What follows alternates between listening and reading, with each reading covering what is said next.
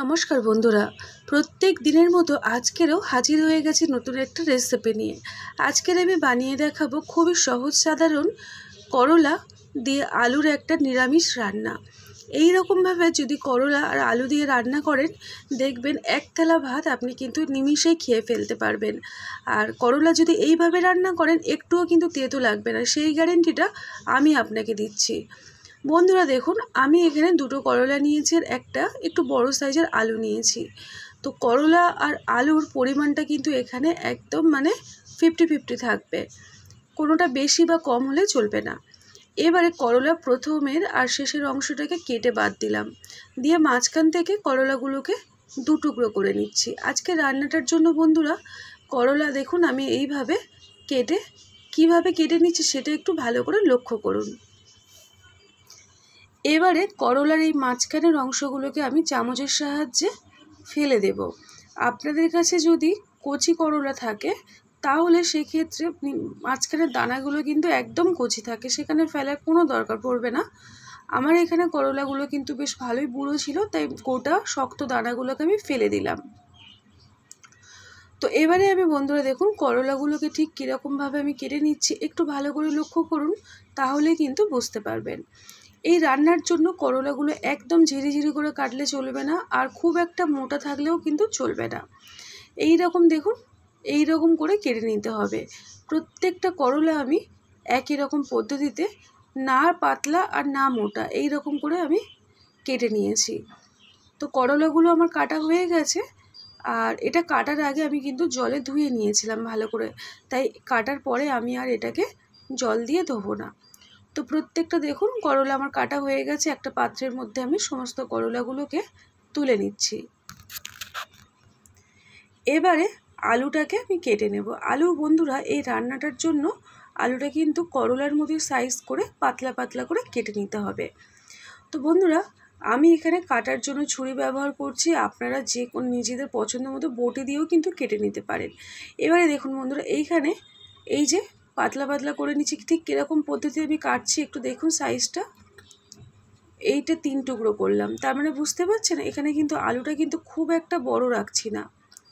আর এই রান্নাটা একদম মাখা মাখা তৈরি হবে। আলুগুলো আমার কাটা হয়ে গেছে, এটাকে আমি জল দিয়ে ধুয়ে নেব। তো বন্ধুরা এইখানে করলা আর আলু সমস্তটা আমার দেখুন কেটে ধুয়ে রেডি করে নিলাম। এবারে কড়াইয়ে সরাসরি চলে গেছি আর দিয়ে দিয়েছি 3 থেকে 4 চামচ পরিমাণে সর্ষের তেল। আজকে রান্নাটা আমি সর্ষের তেলে বানিয়ে নেব। তেলটাকে খুব ভালো করে গরম করে একটা শুকনো লঙ্কা মাঝখান থেকে ভেঙে দিয়ে দিলাম, আর ফোড়নে দিয়ে দেবো 1/2 চামচ পরিমাণে 5 ফোড়ন। 5 ফোড়ন আমাদের শরীর কিন্তু ঠান্ডা রাখে, আর এই রান্নাটায় 5 ফোড়নটা ভীষণ একটা টেস্ট, অন্যরকম টেস্ট আনে। এবারে 5 ফোড়নটাকে 1 সেকেন্ডের মতো তেলের মধ্যে ভাজা ভাজা করে করলা আর আলুটাকে দিয়ে দিলাম। এবারে করলা আলু একটু লবণ দিয়ে একটু নরম করে ভেজে নিতে হবে। এই রান্নাটার জন্য প্রথমেই কিন্তু আলু আর করলাটাকে একটু নরম করে ভেজে নিলে রান্নাটা দেখবেন একদম মাখা মাখা তৈরি হবে। কম আছে কিছুক্ষণ ঢাকনা দিয়ে রাখলাম, তার মধ্যে একটা কাজ আমি করে নেব। সেটা হলো দেখুন বন্ধুরা এখানে আমি একটা বাটি নিয়েছি, আর তার মধ্যে দিয়ে দিচ্ছি কিছুটা পরিমাণে উষ্ণ গরম জল। তার মধ্যে দিয়ে দিলাম খুব সামান্য পরিমাণে, একটা চা চামচের 4 ভাগের 1 ভাগ পরিমাণে সব মশলাগুলো আমি দিচ্ছি। লাল লঙ্কার গুঁড়ো, হলুদ গুঁড়ো, ধনে গুঁড়ো আর জিরে গুঁড়ো, সমস্ত মশলাকে আমি গুলে রেখে দেব। যতক্ষণ সবজিটা ভাজা ভাজা হচ্ছে তার মধ্যে কিন্তু মশলাটা ভালোভাবে ভিজে যাবে। এটাকে আমি ঢাকনা দিয়ে রেখে দিচ্ছি, এটাকে আমি সাইড করে দেব। আরও একটা কাজ আমাদেরকে এই রান্নাটার জন্য করে নিতে হবে, সেটা হলো বন্ধুদের দেখুন আমি এখানে 2টো কাঁচা লঙ্কা নিয়েছি, আর নিয়েছি অর্ধেকটা পরিমাণে টমেটো। টমেটোটা পুরোটাই কিন্তু অপশনাল, টমেটো দিতেই হবে এমনটা কোনো কথা নেই, তবে যদি দেন বেশ রান্নাটা কিন্তু মাখা মাখা হয়, খেতে বেশ ভালো লাগে।